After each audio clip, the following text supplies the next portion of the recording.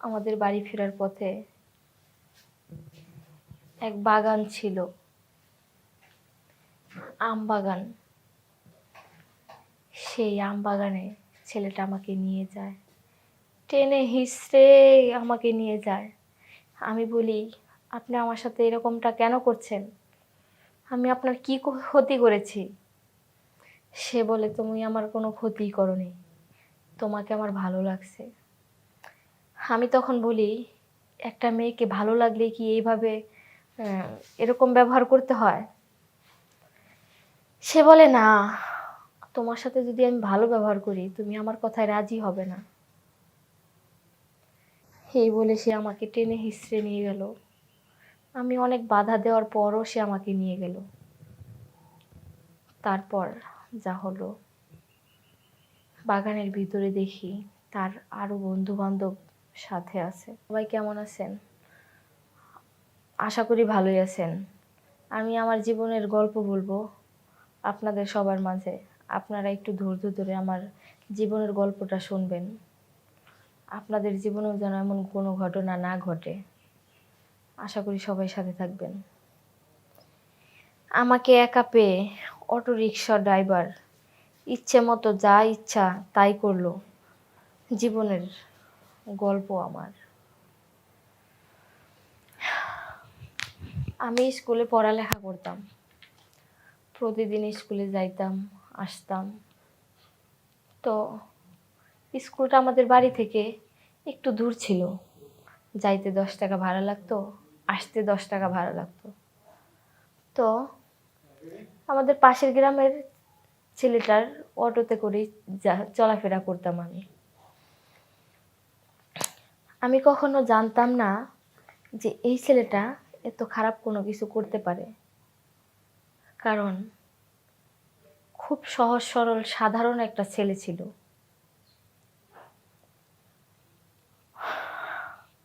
ওকে অনেক বিশ্বাস করতাম। তারপর আমরা বান্ধবীরা সবাই ওর অটোতে করে চলাফেরা করতাম। সবার সাথে সুন্দর করে কথা বলতো কিন্তু খুব কম কথা বলতো। তো একদিন হঠাৎ আমি আমার এক বান্ধবীর বাসায় যাই। বান্ধবীর বাসায় গিয়ে আমার বাড়িতে ফিরতে অনেক রাত হয়ে যায়। তারপর সেই অটো, যে হয়তো আমার পরিচিত অটো, রাস্তায় যখন তাকে আমি দেখি অবাক হয়ে যাই। অবাক হয়ে মনে একটু শান্তি পাই, কারণ আমি বাড়িতে তাড়াতাড়ি পৌঁছাইতে পারবো। কারণ আমার মা বাবা বাড়িতে অনেক টেনশনে আছে। কিন্তু টেনশন তো কমলো না, আমার বাবা মায়ের টেনশন আরো বেড়ে গেল।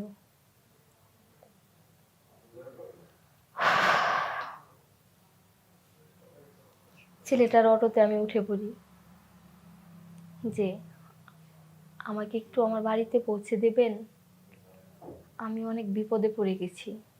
কারণ আমার বান্ধবীর বাসাতে গেছি, গিয়ে আসতে সন্ধ্যা হয়ে গেছে। আপনি একটু আমার বাড়িতে পৌঁছে দিবেন? বলে, হ্যাঁ, কোনো সমস্যা নেই, গাড়িতে উঠেন, আপনার বাড়িতে আমি আপনাকে পৌঁছে দিচ্ছি। এই বলে আমাকে গাড়িতে তুলে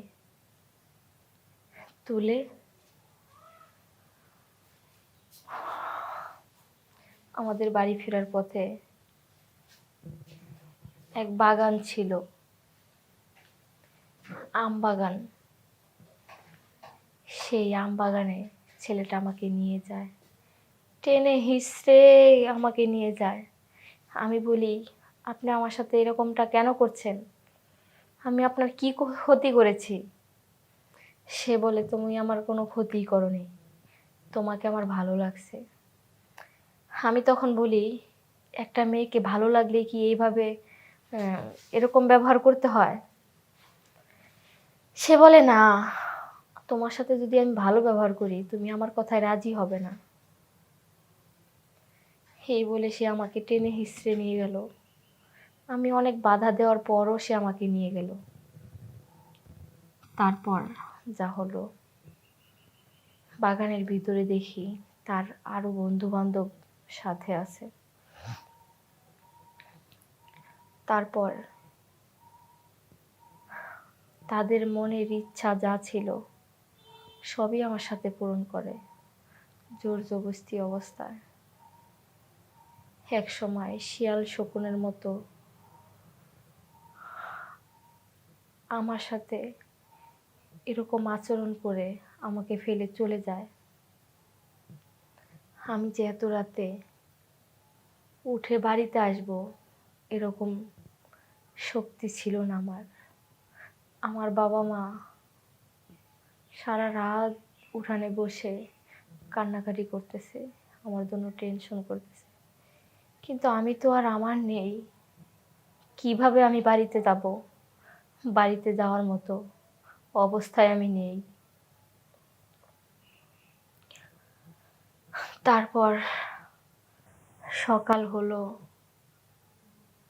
সকাল হতে মানুষ বাগানে কাজ করতে আসলো। তখন ছিল আমের দিন। আসার পরে আমাকে এই অবস্থায় দেখে আমার কিছু ছবি তুললো। ছবি তুলে আমার বাবা মাকে খবর দিল। তারপর আমার বাবা মা আমাকে বাড়িতে নিয়ে যায়। নিয়ে যাওয়ার পর 2 দিন আমার সাথে ভালো। তারপর থেকে আমার বাবা মা আমার সাথে আর ভালো ব্যবহার করে না, কারণ আমার জন্য আমার বাবা মাকে গ্রামের লোকজনের কথা শুনতে হচ্ছে। এই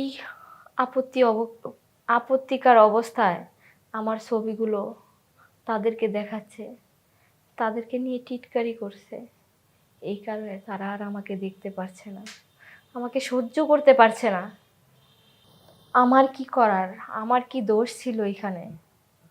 আমি তো কোনো অপরাধ করিনি এখানে, আমি তো কোনো দোষ করিনি, তাহলে আমার সাথে কেন এমনটা হলো? আমার বাবা মাকে অনেক বোঝানোর চেষ্টা করলাম, কিন্তু তারা বুঝলোই না, কিছুতেই বুঝলো না। আমাকে বাড়িতে থেকে বের করে দিল। আমি কান্নায় ভেঙে পড়লাম, বাড়ি থেকে বের হয়ে গেলাম। এলাকার লোকজন আমাকে ছিছি করতে লাগলো, আর ওই ছবিগুলো আমার সামনেই এনে দেখছে আর আমাকে নিয়ে বাজে মন্তব্য করছে। কিন্তু আমার তো কোনো অন্যায় নেই এইখানে, আমি কি করব? এরপর আমি ঢাকায় চলে আসি। আসার পর ছোটোখাটো একটা চাকরি করতেছি, বিয়ে করলাম। এখন আলহামদুলিল্লাহ সুখেই আছি, আমার সংসারটা ভালোই চলছে, আমার আর কোনো সমস্যা নেই। আর আমি আমার বাড়িতেও যাই না, কারোর সাথে যোগাযোগ করি না। ভালো আছি, ভালো থাকতে চাই। আপনাদের উদ্দেশ্যে বলছি, আমার মতো এইভাবে কাউকে বিশ্বাস করবেন না, কারো ফাঁদে পা দিবেন না।